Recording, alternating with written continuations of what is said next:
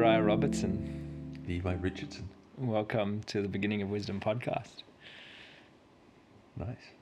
You've been my friend for 8 years. Yeah. At least we've known each other for that long. Yeah. We've been good friends for a while. Yeah. Yeah. And we've studied a bachelor in ministry together. Yes. And then we graduated 2023. It's a good graduation too. It was amazing. I loved it. Very decadent. Like the robes. I still remember having someone put the graduation robes on me. I'm like, Yeah. oh, this is why nobles used to have people dress them. Like, It I feels could good. get used to this. Yeah. Well, that's kind of how we spent so much time together. Yeah. How about we start with what's your favorite verse and why, just as a bit of an icebreaker? Yeah. And there was war in heaven. What's the reference to that? I believe it's Revelations 12:7, but sometimes I get the two backwards. Okay. So it's not John 3:16. No, it's really not. No, Revelations as a whole is my favorite book of the Bible, right? I'm pretty sure that if you were to tally up the number of times I'd read each book of the Bible, Revelations would outnumber all the rest put together. Really? Yeah. Just because it's epic.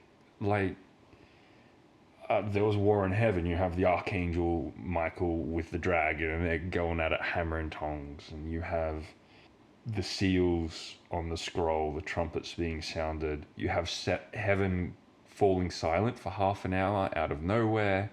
Do you know why they did that?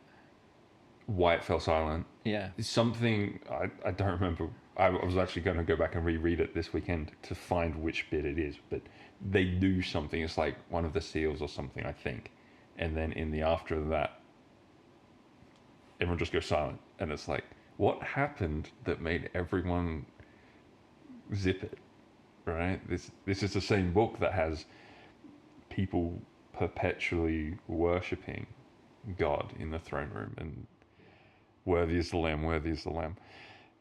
And they all zip it for half an hour. And like, so you have heaven coming to earth, like the New Jerusalem coming, you have Armageddon,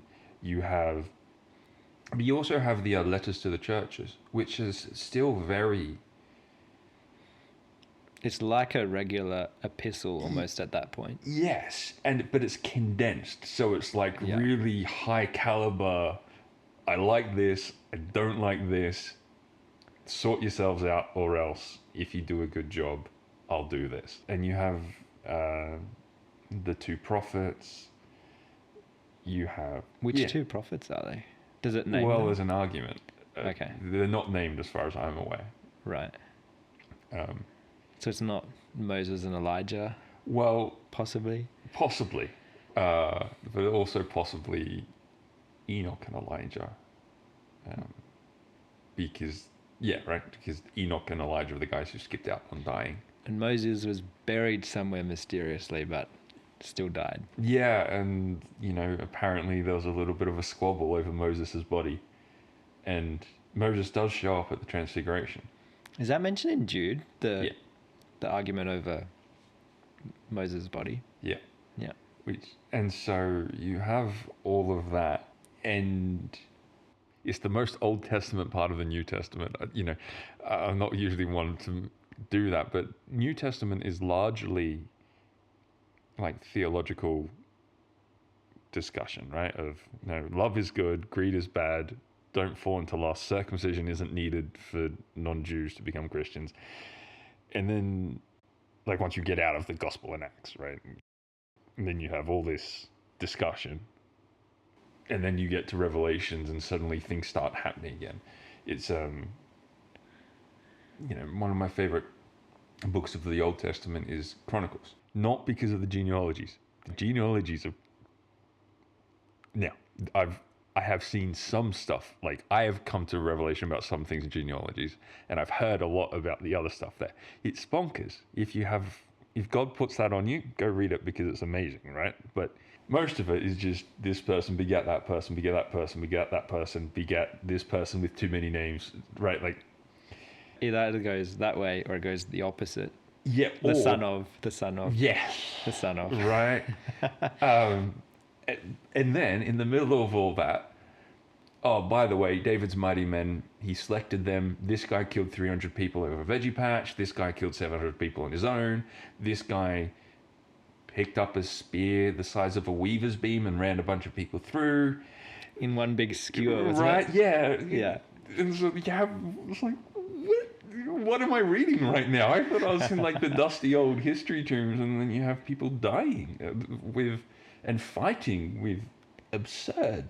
One of the guys fought so long that he couldn't let go of the sword, right? And just I can imagine that happening. That's one thing I can relate to. When I've held a shovel or I've held some tool for a long, long time and I've done heavy impact work with it, something in your hand just sort of gives up and it's quite painful to like open back up again. yeah. But obviously nowhere near not being able to. Yeah, and it's like imagine the state of the rest of you, right? Because if you've been swinging the sword that hard, unless you've been cutting the heads off chickens, people have been swinging back. So I've got to ask you, because it's not always a given, do you believe all of that to be factually historical accounts? I'm inclined to. Given that Chronicles is a chronicle of things that happen. Yeah. Who needs the new Mission Impossible movie when you've got these guys going wild? Yeah. So yeah, I am inclined to think that it was historical. What is it you love about it? So when you read these incredible things that David's mighty men did, what draws you in? The heroism, right? In the sense that there is this inclination to tie people down to rationalism and to you can't achieve anything, you can't do anything, everything's miserable and gloomy, you're all gonna die, right? But in those accounts and in Revelations, right, you see the impossible happen. Not necessarily that it is impossible, but you see dawn, right, breaking through the dark. That sort of violent triumph to overcome has always been a huge thing for me. It's like, to those who overcome, I will give a crown of life. To those who overcome, I'll know them, I'll restore them.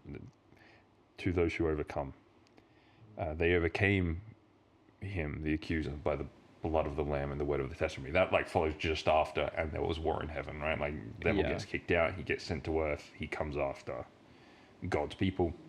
Because we didn't actually get to the question, why is and there is war in heaven? Why is that your favorite verse? Because it is.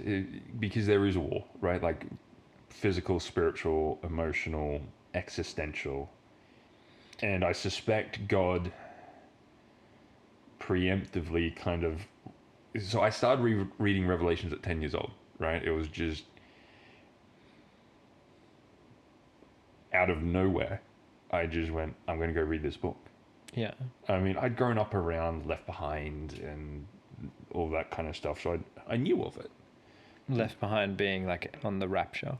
Yes, right. Yeah. The tribulation and the prelude to Christ's return, right? The imminent prelude. Yeah. So I just started reading it. I would read it over and over and over and over. I wasn't like studying it. I didn't have any commentaries out. I just read it repeatedly. Yeah, I get the distinct impression God was like preemptively preloading me, right, with that sort of time and space and revelation, because it was because God wins, right? Like things get really, really hectic and really, really miserable. And there's a battle in heaven, there's battles on earth, but God wins. And so I am inclined to say that it's a divine favoritism that I have for that book, because that book then got me through the next decade of life. And I've always liked Bond. I think he's a tragic hero, but he's one of my favorite heroes. Superman, Mission Impossible, those sorts of, I don't know, existential conflict. Like, that's always been something I get drawn to. Very good. We went our way back to Revelations. But Yeah. So 12, Revelations 12. Because I've read Revelations probably twice, planning to read it again. I'm up to 2nd John of my sweep through the epistles into Revelation. So it's coming up again. But I have read Revelation 21 and 22 quite a few times because it is filled with so much hope. And it's just an incredible picture of our future. Yes. Without the knowledge of how it ends, it kind of becomes a bit, or it can become a bit, life is miserable, then it gets worse, then you think it can't get any worse, then it surprises you and gets even worse, and then like everyone's dead, right? So without that resurrection, without the restoration, what were you fighting for? Would you say it goes the other way as well? Without the fight, the glorious ending doesn't really have as much meaning or as much depth? I think it's a lot harder to appreciate. Okay. I don't like, and I wouldn't agree with the notion of saying you have to pay a high price to appreciate something. I think humans tend to be pretty dumb creatures. And so without the contrast, we can lose sight very quickly and very easily, yes. But to say that it's a necessity, I'm like, I don't think so. I'm curious about that. So, would you apply that to many things across the board, not just in the Revelation context where the scrolls are opened, history unfolds, but then there's the promise of eternal life? Yeah, there's a, I don't know how long it's been since we last had the conversation about me not liking the word surrender, and I'm like, no, I'm done with surrendering. I want to submit, right? I don't want to just stick my hands up and do what I'm told by God. I want to take His ways at mine. What don't you like about the word surrender? It's very passive. Like if you've surrendered, you do what you're told. Yeah. Right. To put it in, that's a slave's mentality. Okay. Right? Because you're just doing what you're told. But a son goes about his father's business, and so he takes what he knows of his father and he brings it with him into every area of his life. Yeah? Or there's a quote from a fellow called Shane Willard saying that you're going to become a Christian to avoid going to hell is like saying you married your wife because the other option was ugly. It's like, well, okay, that's a starting point, but surely, if you're going to engage with that marriage and you're going to invest in that marriage, at some point your motivation for that marriage is, well, I genuinely hope it's going to change from this is the escape from the bad option to no, there's actually something here to treasure and invest in and engage with. Okay. Yeah? Yeah. And so, yes, you appreciate the mercy and beauty of God when you've been forgiven of sin, right? Like, yeah, sure. But then there's this opportunity to go to beyond that to, yes, yeah, I'm forgiven from that bad thing, but actually I can become more good. Like there's more good over that hill. I don't need to keep leaving the bad thing behind.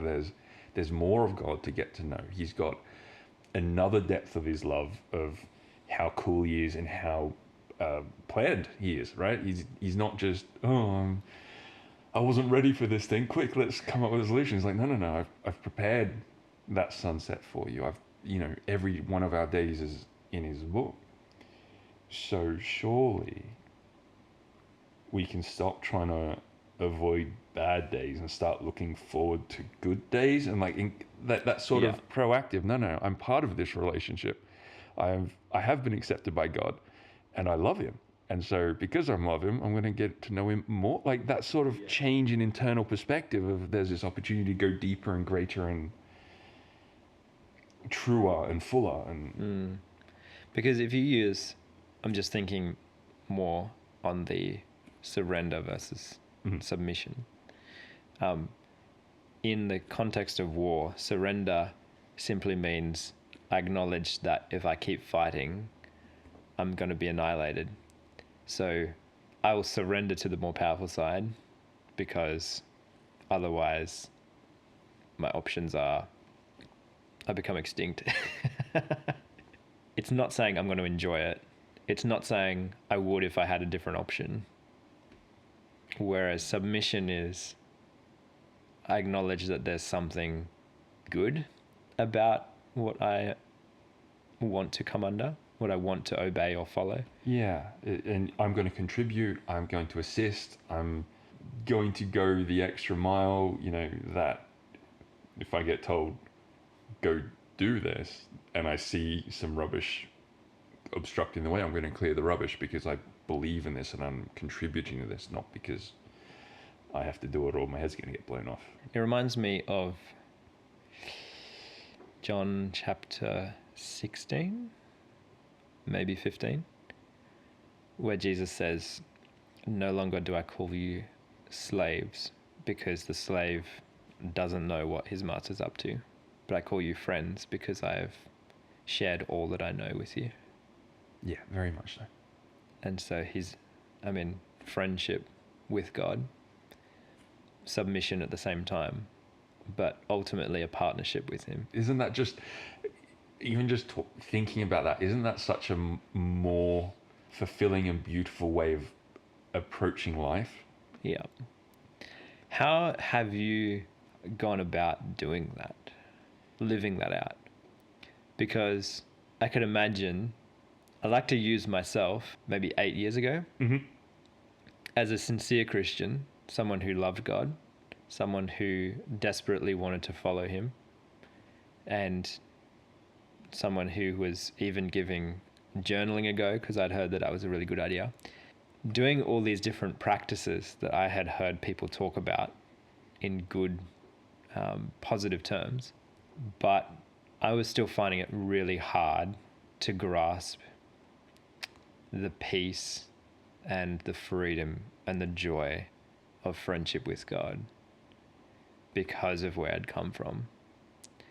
So for anyone who's hearing you talk about how much better submission is than surrender, but maybe has nothing solid to grasp at in terms of where to begin transforming a relationship with God, or even the Christian faith, it might even look like that to someone. Yep. Like a relationship with God might even be a bit of a foreign concept. Yeah. How would you begin to explain what a submissive relationship with God is compared to someone who might have just surrendered and is now just trying to, I don't know, to the best of their ability, do all the right things because they're told to? I don't know how I'd go about explaining it. So I got into it. I think like the conversion point for me from, I believed in God, like, and all that, but it was like the thing that really brought this into my life was my dad picked up a brain injury when I was 12. Like, his ability to store anything that had happened just did not exist. And so he would do things that made an absolute mess, right? And if he'd just done it once, then maybe it would have been fine. But when you go to turn off the tap and then forgot you've turned off the tap and you turn off again and you break the tap, right? Like, that adds up. And, it was a very hard time. And I was not taking it well. And I got sat down by the pastor, and the pastor was like, "Hey, I understand why you're angry. It makes sense why you're angry, but you're called to walk in forgiveness towards this, and holding on to it isn't going to do you any good. And I was like, yeah, but if I forgive him, then I get hurt again tomorrow, and it hurts more because I forgave him today. I acknowledge that scripture is really clear that I should be forgiving people. Like, I don't contest that, but here and now, to forgive is to invite more pain. So I don't want to forgive. And like, to the point of like, I don't have the strength in myself as a person to choose against that drive. And he went, okay. Do you want to forgive? No. All right. Well, what about do you want to forgive? And I think it wound up going back like 6 or 7 want tos before I went, yeah, I can do that one. So what is that? Besides stacking words on top of each other, was he drawing upon just a very, very distant but deep desire to forgive? Yeah, it stepped me away from the pain and the anger, right? Of I want to forgive means that it's right in front of me. Like, right in front of me is the step where I have to forgive as a person. It's like, no. All right, let's go a step back. Is it still too much? Yeah, it's still too much, right? And so in that distance from it, I gained the ability to not have to follow through on forgiving my dad the next day, right? It was in some nebulous future time. Like, the only thing he did was add more want tos in front of it. But by acknowledging my willingness to engage with it, but still stepping out as far as it needed to be, it freed me to then, as soon as I had enough space, I was like, yeah, I'll do that. And so I prayed, God, I want to forgive my dad.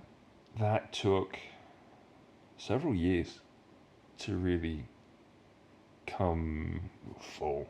And so it wasn't until my late teens that I was able to start forgiving dad. But then in the wake of that, as I 20, 21, 22, suddenly my forgiveness became almost preemptive. Like, I was like, well, no, I want to forgive, right? Like, yeah. And I was seeing all the reward of forgiveness and how much better it made life for me and for those around me. Oh, this is actually something I want to practice in my life, not just because God says I should, not just because if I don't, I'm a hypocrite. Like, no, this is actually something in and of itself I value. Can you quickly unpack what forgiveness is, just so that we understand what you mean? A choice to release any debt or judgment held against another person. Release it to anywhere specific? Just, it's not yours to hold anymore. I have heard people say things like, oh, you're releasing it to God. But John 20, as the Father has sent me, so I send you. If you forgive the sins of any, they'll be forgiven by your Father in heaven. So I don't feel like it's right to like try and finagle your way into saying that if you that it's still going to, that debt's still going to exist somewhere. It's like, okay, that's interesting, because I found it helpful to understand forgiveness in terms of what God's calling me to do. Someone explained it to me, and it might have been in a moment of ministry where I was finding it very difficult to picture someone completely free from the damages that they had done to me. And they were saying, forgiveness on your part is to completely release your judgment of them and to allow God to be the judge of them. Now, I think they did add, be ready for God to also forgive them. So it's not like you get to see them punished by God one day. Even though there is that verse that says, vengeance is mine, says the Lord. yeah. And so the vengeance I wanted on them, I was understanding it as I'm releasing my judgment of them and I'm committing them into God's judgment or whatever happens to their soul between them and God. Yeah, and for me, right, I spent a lot of time in Revelations, right, and the second last thing that happens in Revelations, right, is everyone gets judged. Well, third last, no, depends how you count. One of the last Towards events. the end of Revelations, right, everyone gets judged. Yeah. The living and the dead, and all their deeds are settled before the throne, right? And so, because I'd come to that point so often of seeing God pull out, and you get sorted by whether or not your book's in the name is in the book of life or not, but you still get judged according to what you did. My other favorite passage is Ecclesiastes 12. Let us hear the conclusion of the matter, right? Everything that needs to be said has been said. Fear the Lord and obey his commands. This is man's all, right? For everything will be brought into the light. Everything done in secret will be judged in it, right? I had that established as something that would come to pass. Do you think that might have, with your understanding of forgiveness, being that if you were to forgive someone, then that might release them from God's judgment too, because you have been given the power to forgive and to forgive sins. Do you think that made it harder to forgive people like your dad? For me, I don't think so. I think my primary concern was, I don't know if you've ever like tried rubbing out something like with a pencil, and then you write on the same spot, and then you rub it out, and then you write on the same spot, and you rub it out, and you just tear a hole in the paper. Yeah. Like that was what I was scared of happening to my heart, really. Mm-hmm. So I don't think for me that was part of the issue. I don't think I encountered John 20 until early 20s, right? Or I didn't notice that passage of, hey, you can forgive people and their sins will be forgiven. So what did eventually lead to you being able to forgive your dad? God. Was okay. God, like God just, I just kept praying that prayer, yeah. And sometimes multiple times a week because I was in the pastor's office multiple times a week. It was all background work. It wasn't something I was like, oh, here's God changing my view towards forgiveness. It was just one day I was like, oh yeah, no, I can pray that prayer. To clarify, at this point he was still doing things to make the home a very like volatile or a very unsettled place for you to be. Yeah, like his brain injury recovery was miraculous and is miraculous, but there was a lot. He was really bad when he came out of the hospital. So yes, it was very much an ongoing issue, as opposed to he was brain injured and then he got fixed. It was, no, he was still going. Because I think that's something we often get hung up on when we've got a limited understanding of forgiveness. It's easy to forgive, or at least it makes sense to forgive some one or two or some ongoing thing that happened in the past. But what do we do when we're called to forgive something that is very likely to happen again and again, ongoing? To make it even less clear, things that aren't necessarily grievances straight towards you, but just things that you are caught up in the midst of. What does it look like to forgive the impact that it has on you, even if it's not directed straight towards you? Because most of the active conflict was largely provoked by me to avoid things going wrong, it wasn't so much about the secondary, like that didn't really play into it because I was largely trying to cut that off, right? Like, so it was my decisions, yeah, that in response to that then fired things off. So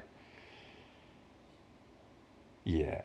Did you also get a bit of a conviction from God that there were things you needed to repent for as well along the way?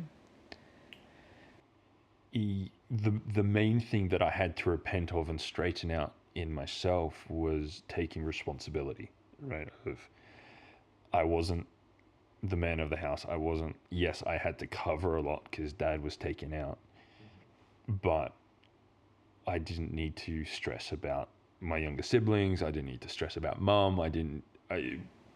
I was to contribute and be a good member of the family, but it wasn't my role to take to be the father of the house. And so that was the biggest thing I had to actually repent of. When Dad recovered enough that he was capable to some extent, and more importantly, interested in doing those sorts of things again, I was like, hands off, right? So in that sense, yeah, that was the thing I had to repent of, right? Of picking up the wrong role. So what would you say some of the other turning points for you in your life have been, where you have discovered a deeper or a more intimate relationship with God? Yeah, employment, that's been a really hard one, is a hard one. You try and get a job, you try and go get a career, and then it just gets shut down, right? Repeatedly over years and years and years of effort. And it's like, all right, fine. When you give me something to do, then I'll go do it. Until then, I'm not. So I surrendered, right? I fought for a long time on that, right? 8 years I was fighting God on that, like 16 to 24. And 24, I went, all right, fine, you've won. I give up, right? I surrendered. And then, funnily enough, that was the same year that I was looking at my life, and I'm like, I'm living from crash to crash, right? I push myself to the brink till I have a meltdown. And then in that meltdown, God fixes me up, puts me back together, and then I just keep running until the next time it happens. Yeah. And I'm like, I can see it happening. And, I'm in the middle of I can feel myself running out right now. But if you tell me to stay home and rest, I don't know. Rest. I can read the Bible, I can put worship music on, but I'm not actually resting in that. It's just me doing the practice, and those things is kind of like trying to fill the fuel tank, I suppose, while you've got your foot to the floor. It's like, yeah, well, you're getting some stuff in there, but you're not really actually resolving the problem. Yeah. And yeah, I was like, God, I see this, but I got nothing. I got nothing here. And so that was 2017, right? So 2018, I go to LL, and the primary thing God worked on me over those 5 years was how to rest. Of just, no, you're here to show up. Just show up. Just show up on the Friday night. It brought me to tears. I'm like, what am I supposed to do here? And he just show up. And part of that then was I had no intention of doing anything beyond the first year, right? I was like, I need to go. I need to start living my calling. I've spent 25 years being told how much potential I have. I've got to start realizing it. Yeah. Just to rewind for a minute. So you were unemployed before you came to LL Ministries, but you were also running on the treadmill and didn't know how to rest. Oh, yeah. What were you kind of filling your time with? Church volunteering. I was doing the lights. I was helping kids. I was on running the production team for youth. I did production for Sunday and for Friday nights. Yeah. More focused on building the team for the youth. Thankfully, we had quite a good team, so I was able to just be the person they asked for help rather than having to do it every Friday. Yeah. But then investing in the youth kids, investing in the young adults. And to clarify, I didn't have steady employment, but whenever I needed money, a mate would go, "Hey, my band's playing in Cronulla this weekend. You free to come with me and do sound for us?" Right, like, and then I'd get a couple $100 out of that. The church I was with would rent out its venue, and I was the guy they then hired out as an operator for it, so I'd get paid for that. But it was very Sporadic. yes and incidental, right? Like I'd run Yeah. out of spending money, and then I'd get given another couple $100, and Yeah. that was how it worked. What would you say was contributing or causing your inability to rest in that time? Yeah, all those responsibilities that I'd picked up. The responsibility to be a contributor, Yeah. and the responsibility to actualize my potential. Right? It's like you've been given these great gifts. You need to do something with it, and it's like, well, I am. So at LL, did Yeah. you just feel this compulsion to have to get involved somehow, or was it like a So my mental image of doing the LL student program, right, was boot camp, but replace most, not all, most PT with scripture reading, right? Like it was kind of, yeah, that was my kind of, I was expecting to be woken up at like 6 o'clock to do early morning devotions and then have breakfast and then like be slogging it through the day. Don't get me wrong, it's still kind of a fairly intensive schedule for students, but at the end of the orientation week, we sat down for the meeting and they're like, "What are your first impressions so far?" And I'm like, "I gotta be honest, it's far slower than I thought it was gonna be." And like all the leaders in the room went, "Okay." because they were getting a lot of feedback about the opposite, weren't they? Well, from From what I other understand, students. yeah, right. All the other Yeah. students like, "This is so much, it's so intense," and I'm Yeah. like, "Guys, I'm spinning my wheels here because I don't have enough to do." Because the first thing that we had to turn up for as a student was at 9 o'clock, or was it It was 8:30? 8 o'clock at that point because that was 8 before o'clock. they pushed team devotions back. So it was eight Yeah. o'clock for student devotions, Yeah, and then would go over for 8:30 for team devotions. yeah. So yeah, 8 o'clock, man. That's like That's a 2-hour sleep in if you're planning to get up at 6. right. I don't because I was genuine. I don't know if I read it from the flyer, if there was like a word about boot camp or something. I don't know. I had this like go expectation of it, and it blew me away. It uh that like first the week after that, like some of the first Explore 8, Mm-hmm.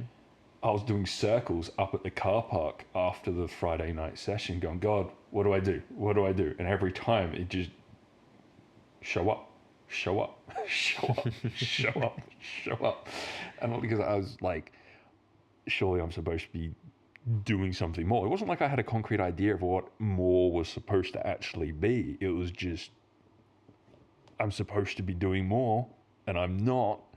Do you think it threw you out a little bit to not have your siblings to parent? As you say, you're like carrying, like you came along just as Zach, and like everything else that you had carried in life, including your church responsibilities, the dynamics between your parents, your siblings, everything that you had known life to be, you'd kind of uprooted and were now in this place where there really wasn't much more to do than to just show up when they told you this is on at that time. Yeah. These courses are coming up on the weekend. You attend, you listen, you interact with it. Yeah. Yeah. It completely and utterly threw me. It was like all the external pressure that I'd been using to keep myself together had been removed. Yeah. And I was searching desperately. I need a wall to be pushing on me so I can keep my shape right now. Yeah. Right? Nope. They weren't there to be found. It was instead, for me, the table cleaning and room cleaning instead actually became the best points for me to fall apart. Because we, as part of the student program, we were doing discipleship classes and Bible things and attending some of the courses that the ministry ran. But we were also helping in the very practical. Yeah, keep the base running, right? Cleaning the bathrooms, cleaning the dining tables, washing up behind the scenes. Yeah. Yeah. So those were moments you felt you could fall apart. Yeah, because emotionally. Because I could, yeah, it was. It's like cleaning the toilet. I could bawl my eyes out, and I couldn't do it in a journaling session or in the conversation with the other students, in the debriefs. What would you say was happening in those moments? Like, as you were welling up with tears, like, what was your internal state like? Why were you finding that times like this were emotional? Because it gave me the slight amount of distance, right? Of part of my brain was on doing the thing. Yeah. Which then empowered the other part of the brain to go process emotionally. Mm-hmm. It's kind of like one of the best spots I've found for having conversations with people is around a pool table, right? Like one person takes a couple of shots, and they say something, and the other person comes. Like, yeah, they're particularly for guys. I have found that the stereotypical give a guy something to do if you want to talk to him very much holds true. Yeah. And so, yeah, in that tactileness of I'm doing something I could express. Because, I know from my own experience that I find it a lot easier to worship behind a sound desk than I do in the congregation. Mm-hmm. I've always struggled with my voice, right? Like, tried playing trumpet and my voice was the problem with it. But you stick me behind the sound desk where I can tangibly do something to express what I'm feeling. Yeah. Frog in a sock. I would say that I've found that to be true in drumming. Mm-hmm. It's the only instrument that I play at the moment. But when singing isn't engaging enough in the way that I would want to worship, I find that drumming is an extra, more tactile way of engaging more of my body to worship. And so putting some pretty epic worship songs on has helped, yeah.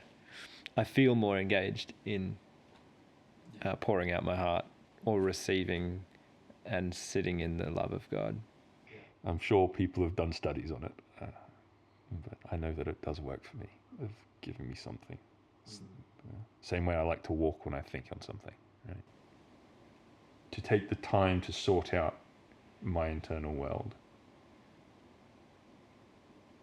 Because part of the resting process that God taught me at LL was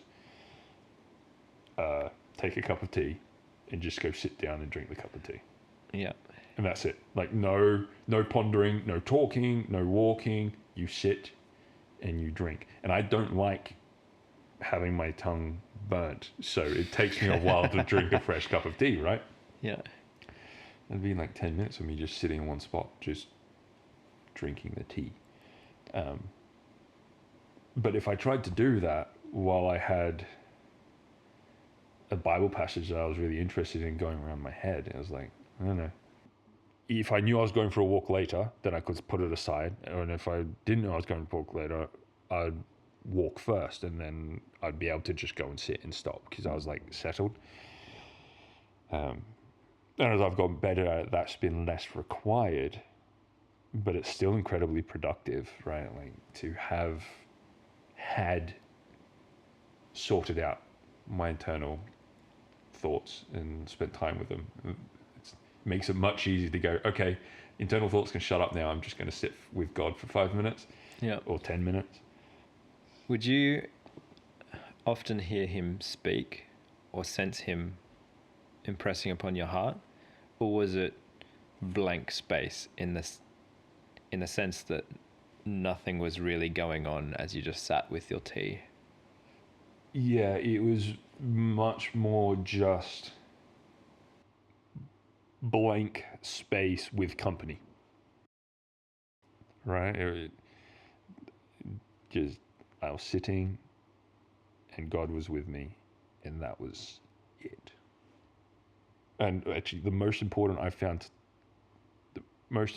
moment I've found to sit for rest is right before bed, which sounds really bizarre, but it to quiet my soul and be still and know that God is God and He is my God and He is with me. And not like I'm praying that out loud, but just like kind of internally position of just, I'm here, God is here. Best way for pleasant nights of sleep, right? It allows your soul to rest in a way that I find mine struggles to if I'm not taking that moment to stop before bed. A fellow called Clark Taylor gave me a cracking practice. When you go make a cup of tea, right? For me to like go sit with God, make 2 cups of tea and sit one on the table opposite me. Hello, God. Right? And that's like less of a rest time and more of a intimate communion time. But it's like, oh, you just wasted a cup of tea. No, that second cup of tea with an empty chair there, world of difference. Like massive change in the atmosphere and your approach to the conversation with God. I mean, it was super weird at the end, right? Because it was like this really great, meaningful time with God. And then it's like, you get to the end, it's like, so God, am I supposed to drink your cup of tea now? Or do I pour it down the sink? Do I throw it out the window? What do I do now? And I was like, ooh. So you have some really bizarre things, but that's the same for every relationship, right? Like, you get to the end of catching up with coffee for someone for the first time. It's like, all right, how do I bring this to an end? Because I need to go now. Like, again, it's like that sort of thing that you need to explicitly sort out in order to grow in the relationship. I'm not married, haven't had a girlfriend, but everything I've heard about getting married and starting to live together is the same thing. You need to sort out who's going on which side of the bed.